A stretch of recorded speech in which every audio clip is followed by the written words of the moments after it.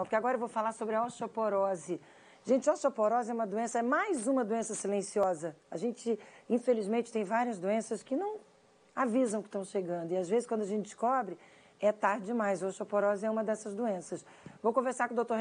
Renato Locks, que é ortopedista, traumatologista do Hospital Regional de São José, responsável, chefe do grupo de quadril do Hospital Regional de São José. Dr. Renato Locks, muito obrigado por ter aceitado o nosso convite. Bom dia. Obrigado, Márcia. Bom dia a todos os telespectadores do SC no Ar. A osteoporose é uma doença silenciosa e, no caso, vocês atuam quando o problema já está mais do que criado, né? Quando o problema já vira uma fratura, quando o problema já poderia ter sido evitado se tivesse tido uma prevenção, uma informação lá antes no posto de saúde, né? Isso, realmente é o que a gente acaba encontrando na maioria das vezes, e infelizmente o diagnóstico ele é feito no momento da consequência da osteoporose, e não lá antes, muitas vezes na atenção básica, quando esse paciente ele poderia ter recebido um trabalho preventivo que muitas vezes preveniria essa fratura por fragilidade, né, que muitas vezes, no caso das fraturas do quadril, por exemplo, tem uma alta mortalidade em um ano. Para que você tenha uma ideia, Márcia, a mortalidade em um ano, ela chega a 30% nesses pacientes idosos. E muitas vezes eles fazem as fraturas não porque eles caem, mas eles fazem a fratura por insuficiência e aí que eles acabam caindo, né, depois da fratura, né? E a fratura em idoso não é só uma fratura, né? Ela tem todo o envolvimento que vem junto.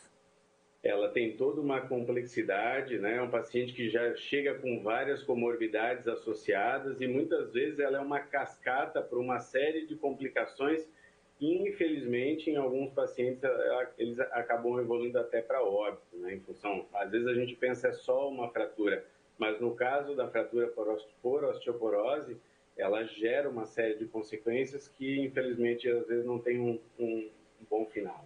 Então, vamos explicar para o telespectador, hoje, Dia Mundial, Dia Nacional da Osteoporose, o que é essa doença e como é que a gente faz para prevenir? Certo. Então, com o passar do tempo, a gente vai perdendo a nossa densidade mineral óssea, né? O intestino ele vai diminuindo a capacidade de absorção de cálcio e, ao mesmo tempo, o osso ele vai se remodelando e perdendo, né, esse equilíbrio, né, entre a parte mineral e a parte orgânica do osso, né?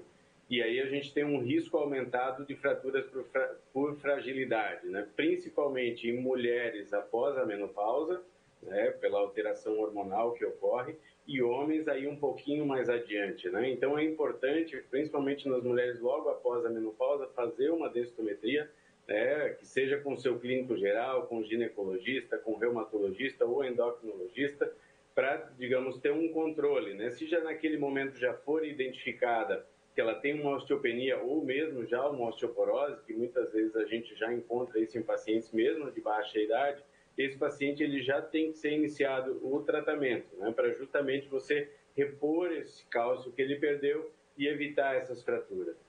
A reposição do cálcio é via comprimido, aquele comprimidinho que a gente pode tomar todo dia. E eu já ouvi dizer que para fazer a reposição completa e correta tem que tomar junto vitamina D. É fato ou é boato? Normalmente você vai ofertar um pouco a mais de cálcio, né, do que aquilo que a gente recebe pelos alimentos, né, pela alimentação, e a vitamina D, principalmente hoje em dia que a gente quase não se expõe ao sol, né, a gente precisa de uma reposição. Normalmente quando você tem níveis baixos de vitamina D, você faz uma reposição inicial em doses maiores, depois você faz uma dose de manutenção. E quando você já tem osteoporose instalada ou você já teve uma fratura por insuficiência, você tem que usar outros medicamentos que vão diminuir a remodelação óssea e, consequentemente, melhorar a massa óssea desses pacientes, né? Doutor Renato, para fechar, toda vez que eu falo com médicos, e o telespectador que me acompanha sabe disso, eu pergunto sobre a questão do Sistema Único de Saúde. Se esse alerta que a gente está fazendo provocar uma procura pelo Sistema Único, pelos postos de saúde, temos atendimento, os profissionais estão preparados para atender e tirar dúvidas, fazer exames com relação à osteoporose? A atenção básica, ela funciona relativamente bem em termos de acesso, né, aos médicos nos postos de saúde, que é onde ela deve funcionar. Porque, por exemplo, nós trabalhamos na atenção terciária, né, a gente deve ficar, digamos, reservado para tratar os casos mais graves, né? Então, assim, a densitometria, ela acaba que ela seria quase como uma mamografia, né? Teoricamente, a partir do início da menopausa, principalmente nas mulheres, você faria um exame e o acesso a esse tipo de exame ele precisa ser ampliado para justamente a gente não ter que gastar mais, né, e perder pacientes muitas vezes precocemente porque a gente não identificou o problema lá atrás. Então ainda precisa ampliar esse serviço, ainda há uma Sim, deficiência nisso. Que bom que a gente está falando sobre esse assunto, que bom que a gente está alertando sobre esse problema. Obrigada, doutor Renato Lopes, por ter aceitado o nosso convite. Um ótimo dia para o senhor. Até uma próxima oportunidade. muito obrigado pela oportunidade. Vamos identificar e prevenir e tratar a osteoporose. Com certeza, conte com a gente aqui. Esse é o nosso papel, essa é a nossa missão também, alertar as pessoas e trazer informação.